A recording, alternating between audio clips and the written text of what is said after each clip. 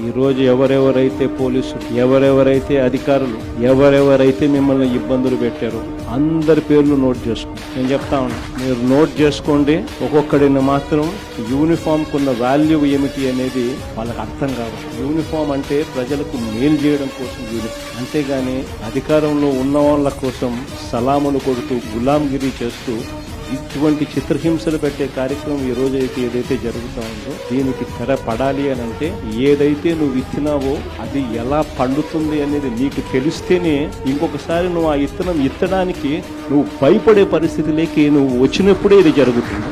కాబట్టి ఈసారి మాత్రం ఖచ్చితంగా మెసేజ్ ఖచ్చితంగా పోతుంది. ఎవడెవడైతే వైఎస్ఆర్సీపీ కార్యకర్తను ఎవడెవడైతే ఇబ్బంది పెట్టాడో వాళ్ళందరినీ కూడా చూస్తూ ఊరుకోము. చట్టం మీద దోషులుగా నిలబెడతాము. ఒకవేళ వాళ్ళు రిటైర్ అయిపోయి వెళ్ళిపోయినా, లేకపోతే వాళ్ళు దేశం విడిచిపెట్టిపోయినా కూడా ఎవరిని వదిలిపెట్టాం. సప్త సముద్రాల అవతలున్నా కూడా ఒకరిని కూడా పిలిపించే కార్యక్రమం చేస్తాం. పిలిపించిన తర్వాత సినిమా మామూలుగా ఉండదు.